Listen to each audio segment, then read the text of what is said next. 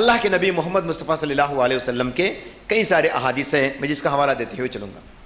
جیسے کہ آپ پڑھیں گے صحیح بخاری کی جلد نمبر 3 حدیث نمبر 2748 میں اللہ کے نبی صلی اللہ علیہ وسلم فرماتے ہیں، وہ صدقہ تمہارے لیے بہتر ہے، خیر والا ہے، جو تم زندگی میں آگے بھیجتے ہو، اور شرط لگاتے ہیں تم حیات میں ایسی حیات جو آپ کو صحت والی ہوں گی، طاقت والی ہوں گی۔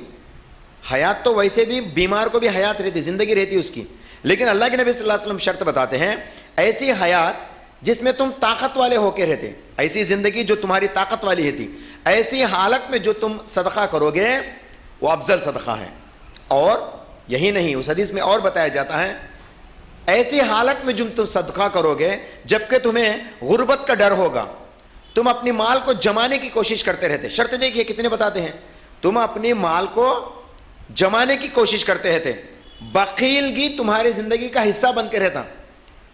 بخیلگی مطلب ہم گریڈینس میں رہتے ہیں، ارے پیسے خرچہ کر دیے تو ہو جاتے، ایسی تڑپ رہتی، اور ڈرتے رہتے کہ غربت آ جاتا، اگرچہ خرچ کریں گے تو غربت آ جاتا۔ ایسے وقت تم اگرچہ اللہ کے راہ میں قرض حسنہ دو گے، خرچ کرو گے، تو یاد رکھیے یہ تمہارا افضل صدقہ ہے، بولتے ہیں اللہ کے نبی محمد صلی اللہ علیہ وسلم۔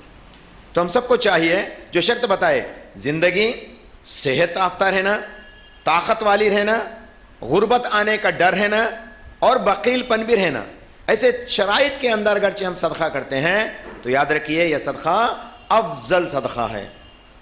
اور اللہ کے نبی صلی اللہ علیہ وسلم فرماتے ہیں صحیح بخاری جلد نمبر 6 کی حدیث نمبر 6423 میں اللہ تعالیٰ کے نبی صلی اللہ علیہ وسلم صحابہ سے مخاطب ہیں، فرمانے لگے، اے میرے اصحاب، تم میں سے کون ہے جو اپنے بچوں کی مال پہ تڑپ رکھتا ہے، تمہارے بچوں کی مال پہ خواہش رکھتا ہے، تم میں سے کون ہے؟ بولے یا رسول اللہ، ایسا کون ہوگا جو ہمارے بچوں کی مال کی طرف خواہش مند ہوں گے؟ تو اللہ کے نبی صلی اللہ علیہ وسلم فرماتے ہیں، جو لوگ اپنے لیے آگے بھیجو گے وہ تمہارا مال ہے، لیکن جو تم چھوڑ آؤ گے وہ تمہارے وارثوں کا ہے، تمہارے بچوں کا ہے۔ تو تمہارا مال کون سا ہے؟ جو تم زندگی میں آگے بھیجو گے، وہی تو قرآن فرماتی ہے۔ ایصال قرآن کا حکم ہے، ایصال تم خود اپنا کر لو، ایصال خود بخود کر لو، دوسرے پہ بھروسہ نہ کرو، وہ کرے گا کہ نہیں کرے گا کہ اللہ عالم۔ بیٹا اگرچہ اچھا بچہ رہیں گا تو آخر میں بولوں گا سب سے نعمت کیا ہے؟ نیک صالح اولاد ہے، اور وہ نیک صالح کیسے بنتے؟ ہم کو بنانا چاہیے، وہ اپنے آپ میں ابھر کے نہیں آتے، نیک صالح بن کے نہیں آتے، ہم کو گائیڈ کرنا چاہیے۔ تو آخر میں بولوں گا اس کے بارے میں تو اللہ کے نبی صلی اللہ علیہ وسلم فرماتے ہیں جو تم آگے کے لیے کرے وہ تمہارا ہے، جس کا اجر تم کو بے حساب ملنے والا ہے۔ قرآن گواہی دیتی ہے، وَعَزَّمَ أَجْرَ أَسْتَغْفِرُ اللَّهِ، اور اللہ تعالیٰ سے مغفرت کی دعا مانگو۔ إِنَّ اللَّهَ غَفُورٌ رَحِيمٌ، بے شک اللہ تعالیٰ غفار ہے، تمہارے گناہوں کا معاف کرنے والا ہے۔ تو ایصال ہمیں خود کر لینا، ایصال کے یہاں پہ وَمَا تُقَدِّمُوا لِأَنفُسِكُمْ بھی فرماتے ہیں، پہلا قرض حسنہ فرمائے، دوسرا جو تم آگے بھیجو گے فرمائے، تیسرا کیا فرماتے ہیں؟ مغفرت کی دعا کرو، بولتے یہ بھی ایصال ہے۔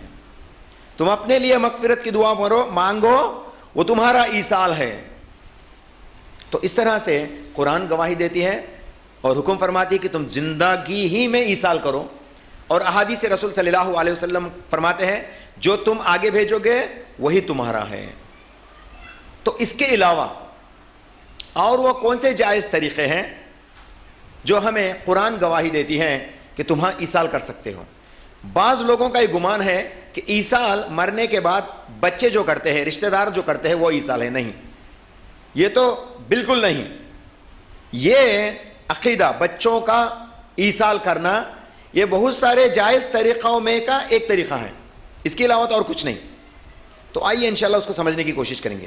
قرآن وضاحت کے ساتھ فرما دیتی ہے سورہ نجم سورہ نمبر 53 کی آیت نمبر 39 میں، وَأَن لَيْسَ لِلْإِنسَانِ إِلَّا مَسْعَى، اللہ تعالیٰ فرماتے ہیں انسان کا تو صرف وہی ہے جس کی وہ جد و جہد کرتا ہے، وہ جو دنیا میں جدوجہد کرتا ہے, جس کو کمانے کی کوشش کرتا ہے, وہی اس کا ہے بولے. اور اس آیت کے ذریعے سے علماء دین جیسے کہ امام شافعی رحمۃ اللہ علیہ, امام شافعی رحمۃ اللہ علیہ کب کے؟ محمد صلی اللہ علیہ وسلم کے بالکل قریب وقت والے امام شافعی رحمۃ اللہ علیہ اس آیت کے ذریعے سے قرآن خوانی جیسے عمل کو رد کرتے ہیں. امام شافعی رحمۃ اللہ علیہ تو تقریباً آج سے 1200 سال پہلے اس بات کو رد کیا گیا, لیکن آج بھی وہ قرآن خوانی سب سے معتبر عقیدہ بن کے بیٹھا ہے لوگوں کا. قرآن خوانی سے فائدہ ہوتا, مرنے والے کو قرآن خوانی سے فائدہ ہوتا, یہ عقیدہ بنا کر بیٹھے. میں اس کے اوپر بھی آخری میں آؤں گا.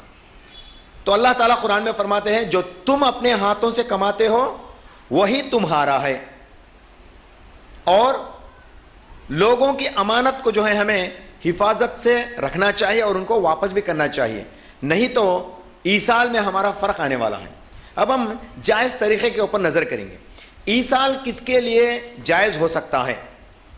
ایصال کرنے کے باوجود بھی جو خسارے میں آ سکتا ہے وہ کون سا شخص ہے؟ دیکھو, ایصال کرتا ہے, بیٹا ایصال کرتا ہے, لیکن وہ ایصال اس کا فائدہ مند نہیں ہے, وہ کون سا بد نصیب ہوگا؟